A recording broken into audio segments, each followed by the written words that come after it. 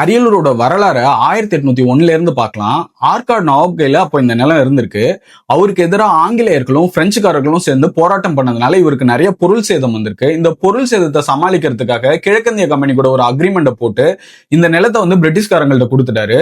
பிரிட்டிஷ்காரங்க இதை திருச்சியா ஒரு மாவட்டமா உருவாக்குனாங்க. அந்த திருச்சி மாவட்டத்துக்கு கீழே 5 வட்டத்தை உருவாக்குனாங்க. இது 1861 பண்றாங்க. இது திருச்சி, அதுக்கப்புறம் பெரம்பலூர், குளித்தலை, முசிறி, உடையார்பாளையம்னு 5 வட்டத்தை உருவாக்குறாங்க. அரியலூர் உடையார்பாளையத்துக்கு கீழே அப்ப இருந்துச்சு. அதுக்கப்புறமா ஆஃப்டர் த இண்டிபெண்டன்ஸ் 1995ல பெரம்பலூரை ஒரு தனி மாவட்டமா உருவாக்குறாங்க. பெரம்பலூர் கீழே தான் அரியலூர் அப்ப இருந்துச்சு. அதுக்கப்புறம் 2001ல அரியலூரை ஒரு தனி மாவட்டமாவே உருவாக்குறாங்க. அதுக்கப்புறம் அரசியல் காரணத்துக்காக மறுபடியும் அரியலூரை பெரம்பலூர் கூட மெர்ஜ் பண்ணிட்டாங்க. அதுக்கப்புறம் 2007ல அரியலூரை ஒரு தனி மாவட்டமா உருவாக்குறாங்க. அரியலூர்ல ஒரு 6 ஒன்றியத்தை உருவாக்குறாங்க. அரியலூர், திருமானூர், ஜெயங்கொண்டம், தீப்பழூர், ஆண்டிமடம், செந்துறை. பெரம்பலூரை விட அரியலூர்ல தான் மக்கள் தொகை அதிகம். 2011 சென்செக்ஸ் படி அரியலூர்ல 7,50,000 பேருக்கு மேல இருந்திருக்காங்க. பெரம்பலூர்ல அதே டைம்ல 5,64,400 பேர் கிட்ட தான் இருந்திருக்காங்க. சோ அரியலூர் பெரம்பலூரோட அதிக மக்கள் தொகை கொண்ட ஒரு மாவட்டம். அரியலூரோட 4 எல்லை பாத்தீங்கன்னா மேற்கே பெரம்பலூரும், கிழக்க கடலூர் மாவட்டமும், வடக்க வடவெல்லாரும், தெற்க கொள்ளிடமும் அமைஞ்சிருக்கு.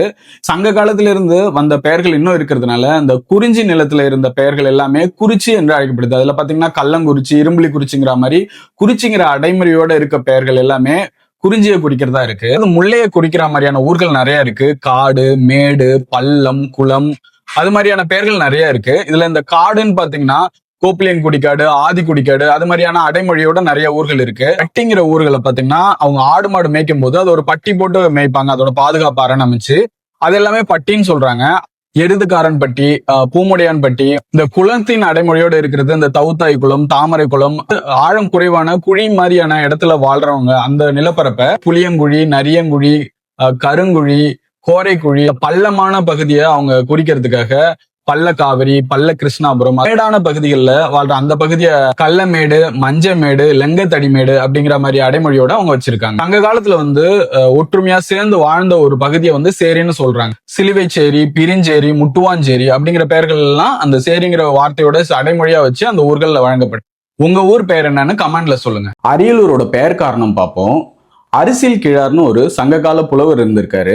அவரு கீழமழநாட்டை சேர்ந்தவரா இருந்திருக்காரு. கீழமழநாடுங்கிறது அரியலூர் ஒரு காலத்துல கீழமழநாடுன்னு அழைக்கப்பட்டிருக்கு. இந்த கீழமழநாடுங்கிறது மழவர்கள் சேர்ந்து இருந்த இடம். அந்த மழவர்கள்ங்கிற யாருன்னா காட்டுல இருக்கிற வீரர்கள். அந்த வீரர்கள் வில்வித்தைகளை சிறந்தவங்களா இருப்பாங்க. தலைவருக்கு அவங்க போர்ல வெற்றி பண்றதுக்கு உதவிகரமா இருக்கிற ஒரு படை வீரர்கள். அவங்கதான் இந்த கீழமழநாட்டுல இருந்ததா சொல்றாங்க. இந்த அரிசில் அப்படிங்கிறதோட மீனிங் என்னன்னு பாத்தீங்கன்னா கல் இல்லைன்னா தேன் அப்படிங்கறது மீனிங். சோ அரியலூர் முழுக்க ஒரு காடு பகுதியா இருந்ததுனால கல்லும் தேனும் அதிகமா கிடைச்சிருக்கு. அதனால இது அரிசில்னு வழங்கப்பட்டிருக்கும். இந்த அரிசில் ஊர் தான் அதுக்கப்புறமா அரியலூரா மாறி இருக்கு அப்படின்னு சொல்றாங்க. எல்லாருக்கும் பொதுவா நமக்கு சொல்ற ஒரு காரணம் என்னன்னு பாத்தீங்கன்னா அரி நின்ற ஒரு அரினா திருமால், திருமால் நின்ற ஊர், அதனால இது அரியலூர் அப்படின்னு அழைக்கப்படுதுன்னு சொல்றாங்க. ஆனா இந்த புக்கோட ஆசிரியர் என்ன சொல்றாருன்னா அரிசில் ஊர் அப்படிங்கிறது தான் அரியலூரா மாறி இருக்கு அப்படின்னு சில சங்க காலத்தோட ரெஃபரன்ஸையும் வச்சு சொல்லியிருக்காரு. எனக்கும் அது ஏற்புடையதா தான் தோணுது. உங்களோட கருத்தை இதை பத்தி நீங்க பதிவிடுங்க. அரியலூர் நிலவியலாளர்களோட மெக்கா அப்படின்னு சொல்றாங்க. ஏன் அப்படி சொல்றாங்கன்னா இங்க மணற்பாறைகள், மென்பாறைகள், கூழாங்கற்கள், மஞ்சள் பாறைகள்னு சொல்லிட்டு பலவிதமான மண் வகைகள் இங்க இருக்கு. இதெல்லாம் உருவாகிறதுக்கு காரணம் என்னன்னா அரியலூர்ல இருந்து பெரம்பலூர் வரைக்கும் ஒரு 60 கோடி ஆண்டுகளுக்கு முன்னாடி இது கடலா இருந்ததுனால இங்க இருந்த உயிரினங்கள்லாம் அந்த கடல் பின்வாங்கினதுக்கு அப்புறமா அது அழிஞ்சு அது ஒரு படிமமா மாறி இருக்கு. அதனால இந்த பாறைகள்லாம் உருவாகிருக்கு. ஸோ இதனாலதான் சிமெண்ட் ஃபேக்டரிஸ் பிரிட்டிஷ் காலத்துல இங்க வந்திருக்கு. ஸோ டால்மியாங்கிற ஃபேக்டரி தான் ஃபர்ஸ்ட் உள்ள வந்திருக்கு. சித்தாலிங்கிற பகுதியில அந்த 1 அடி 2 அடியிலேயே சிமெண்ட் உருவாக்குறதுக்கான அந்த மண்ணு கிடைச்சதா சொல்றாங்க. அதனால அந்த ஊர் மக்கள் எல்லாம் அதை வெட்டி இவங்களுக்கு டால்மியாவுக்கு அதை கொடுத்துக்கிட்டு இருந்திருக்காங்க. அவங்க கூலி வேலைக்கு போனதை விட இதுல நிறைய வருமானம் வந்ததுனால எல்லாரும் இந்த வேலையை பார்த்துக்கிட்டு இருந்திருக்காங்க.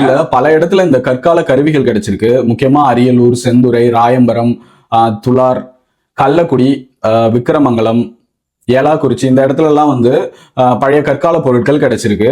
இந்த சாத்தனூருங்கிற பகுதியில முழு கல் மரமே கிடைச்சிருக்கு. அதாவது அந்த மரம் வந்து முழுசா கல்லா மாறி இருக்கு. அதோட கிளைகள் முதற்கொண்டு அதுல இருக்கு. இரும்பு கால சின்னங்களை வந்து திருமழப்பாடி, பாளையங்குடி, ராயம்புரம், துலார், செந்துறை, கொடுக்கூர், நாகமங்கலம், பெரிய திருக்கோணம், பொட்டக்கொள்ளை, கீழையூர், கண்டாராதித்தம், தத்தனூர் இந்த இடத்துல எல்லாம் கண்டுபிடிச்சிருக்காங்க. இரும்பு காலத்தை சேர்ந்த ஈமத்தாள்கள், கருப்பு சிவப்பு பானை ஓடுகள் இதெல்லாம் வந்து அயனாத்தூர், மேட்டு கிருஷ்ணாபுரம், பார்ப்பனச்சேரி, கீழ்கழுத்தூர், வெங்கனூர், காசாங்கோட்டை, நாயகனை பிரியால் இந்த மாதிரி இடத்துல எல்லாம் இது கிடைச்சிருக்கு.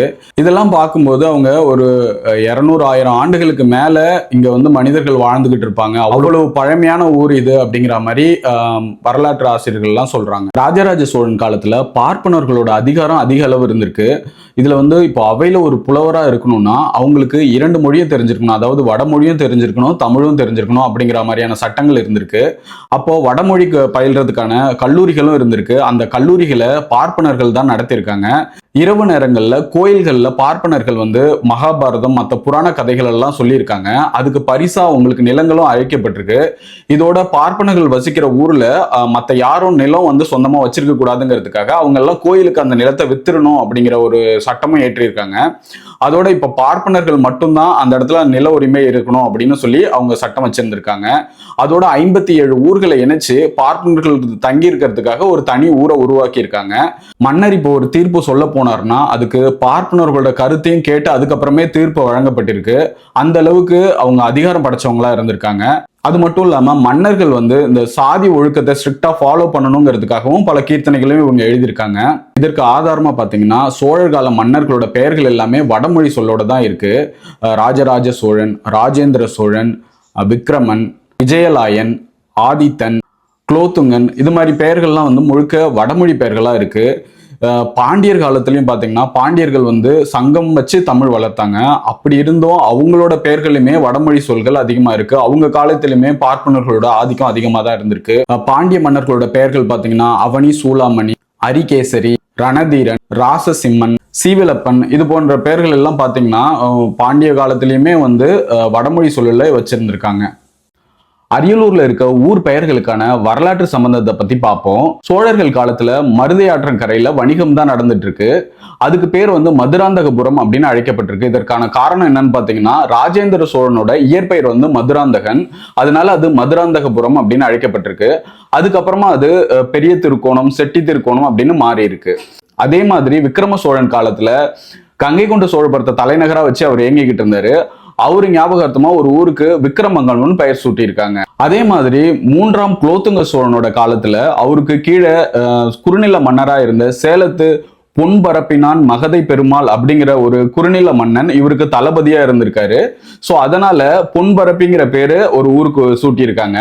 அதோட அதே ஊர்ல இருக்க கோயிலுக்கு வந்து அந்த ஒரு வடமொழி சொல்லோட சேர்த்து சொர்ணபுரீஸ்வரர் அப்படிங்கிற மாதிரி பெயரும் வச்சிருக்காங்க. ரெண்டுக்கும் ஒரே மீனிங் தான். அதுக்கு காரணம் யாருன்னா அந்த தளபதியோட நேம தான் அந்த ஊருக்கு வச்சிருக்காங்க. 3ஆம் ராஜராஜ சோழன் காலத்துல சோழ ராஜ்யம் வீழ்ச்சி அடைய ஆரம்பிச்சிருக்கு. சோழர்கள் வீழ்ச்சி அடைஞ்சதை தெரிஞ்சுக்கிட்ட பல்லவ குறுநில மன்னன் கோப்பெருஞ்சிங்கன் 3ஆம் ராஜராஜ சோழன் மீது போர் தொடுத்திருக்காரு. அதுல தோல்வி விட்டதுனால ராஜராஜ சோழனை சிறைப்பிடிச்சு கொண்டு வச்சுட்டாரு. அது தெரிஞ்ச வீர நரசிம்ம கோப்பெருஞ்சிங்கன் மறுபடியும் அவங்க மேல போர் தொடுத்து 3ஆம் ராஜராஜ சோழனை மீட்டு மறுபடியும் கொண்டுட்டு வந்திருக்காங்க. அப்படி வரும்போது கோப்பெருஞ்சிங்கன் மறுபடியும் அந்த அவங்கள போக விடாம போர் தொடுத்திருக்காரு. அதுல அவங்க வெற்றி பெற்றுட்டாங்க. வீர நரசிம்ம கோப்பெருஞ்சிங்கன் வெற்றி பெற்று ராஜராஜ சோழனை காப்பாத்திட்டாரு. அந்த இடத்தை தான் வாகையூர் அப்படின்னு சொல்றாங்க. அதுக்கப்புறமா அதுல தோத்தவங்க தொழுது அங்கிருந்து தப்பி ஓடினதுனால அது தொழுகையூர் மாறி அது தொழுதூர் அப்படின்னு சொல்றாங்க. சோழர்கள் ஆட்சி முடிஞ்சதுக்கு அப்புறம் பாண்டியர்களோட ஆட்சி வந்திருக்கு. அவங்க இதுல யார் மன்னனா இருக்கணுங்கிற அந்த பிரச்சனையில அவங்க நடந்த போர்ல தோத்தவர் என்ன பண்ணிருக்காருன்னா முகமதிய மன்னன் அலாவுதீன் கில்ஜித்தோட படைத்தலைவன் மாலிக் கபூருக்கு உதவி கேட்டிருக்காரு. அவரு தென்னகத்து மேல படையெடுத்து வந்திருக்காரு. அவர் படையெடுத்து வந்ததும் இங்க இருந்த கோயில்கள் அப்புறம் இங்க இருந்த செல்வங்கள் எல்லாம் சூறையாடிட்டு எடுத்துட்டு போயிருக்காங்க. அது இல்லாம மறுபடியும் அவங்களும் இங்க அரியலூர்லயே தங்கி இருக்காங்க. முகமதியர்கள் வந்து தங்கினதுக்கு ஆதாரமா சில ஊர் பெயர்கள் இருக்கு. அலி நகரம், உசேன் நகரம், வாலாஜாபாத், கயர்லாபாத், அமீனாபாத், உசேன்பாத் அப்படிங்கிற ஊர் பெயர்கள்லாம் வந்து அவங்க வந்து இங்க தங்கினதுக்கான அடையாளமா இருக்கு. இதுல இந்த அலி நகரம் தான் அல்லி நகரமா மாறி இருக்கு. இந்த உசேன் நகரம் உசனாவரமா மாறி இருக்கு. அதுலயும் அதோட இயற்பெயர் என்னன்னா சாவடிக்காடுன்னு சொல்றாங்க. சாவடி அப்படிங்கிறது வழிப்போக்கர்கள் இரவு தங்கறதுக்கான இடம். சத்திரம் அப்படிங்கிறது வந்து வழிப்போக்கர்கள் வந்து தங்கி அங்க உணவும் அவங்களுக்கு கொடுத்தாங்கன்னா அந்த இடத்த சத்திரம்னு சொல்றாங்க. அரியலூர்ல கரிசல் மண்ணும் மணல் மாதிரி இருக்க மண்ணும் அதிகமா இருக்கிறதுனால கடலை, எள்ளு, கொத்தமல்லி, மிளகாய் இதை மட்டும் தான் பயிர் பண்ணியிருக்காங்க. அதோட தண்ணி அதிகமா இருக்கிற இடத்துல கரும்பு பயிர் பண்ணியிருக்காங்க. கரும்பை வெட்டி அதுல இருந்து சாறு எடுத்து அதை காய்ச்சி அதுல இருந்து உருண்டை வெல்லம் பிடிச்சி இவங்களே அரியலூருக்கு மாட்டு வண்டி மூலயமா அந்த வெள்ளத்தை எடுத்துட்டு போய் வித்துருக்காங்க. இதுதான் விவசாயமா நடந்திருக்கு. இதோட சிற்றூர்கள்ல பாத்தீங்கன்னா செல்லியம்மன், மாரியம்மன், திரௌபதி அம்மன் கோயில்கள் இருந்திருக்கு. அதுக்கு எல்லாமே வந்து அவங்க ஊர் கூடி திருவிழா எடுத்திருக்காங்க. அந்த திருவிழா டைம்ல அவங்க எல்லாருமே வந்து தெருக்கூத்து வச்சிருக்காங்க. அதுதான் மிகப்பெரிய அவங்களுக்கு பொழுதுபோக்கா இருந்திருக்கு. சித்திரை அமாவாசை டைம்ல அவங்க வந்து அன்னதான படையல் பண்ணியிருக்காங்க.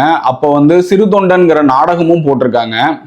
அந்த டைம்ல ரேடியோவோ இல்ல டிவியோ இல்லாதனால அந்த கார்த்திகை தீபம் 3 நாள் கார்த்தி சுத்தி இருக்காங்க. இந்த கார்த்திங்கிறது வந்து இப்போ இருக்க கம்பி மந்தாப்புக்கெல்லாம் முன்னோடி. இந்த பனை மரத்துல இருக்க பூவை எடுத்துட்டு வந்து அதை கரியாக்கி அந்த கரியை ஒரு பொட்டலத்துல கட்டி அதுல நெருப்பு வச்சு சுத்தும் போது நெருப்பை வந்து வெளியில வர்றது ரொம்ப அழகாவும் பார்க்க பிரமிப்பாவும் இருந்திருக்கு. அதை அவங்க ஒரு பொழுதுபோக்கா பண்ணியிருக்காங்க. பொங்கல் பண்டிகை ரொம்ப சிறப்பு வாய்ந்ததா அந்த டைம்ல இருந்திருக்கு. பெண்கள் எல்லாம் கூடி கும்மி அடிக்கிறது, அதோட பசங்கள்லாம் வந்து சடுகுடு ஆடுறது, அது மாதிரி ஊர் ஒன்று சேர்ந்து ஒற்றுமையா இருக்கிறதுக்கான நாளா அந்த நாள் இருந்திருக்கு. அதோட இந்த சிற்றூர்ல நடக்கிற திருமணங்கள் பணக்காரங்களோ இல்ல ஏழையோ பையன் வீட்டுல தான் கல்யாணம் நடந்திருக்கு.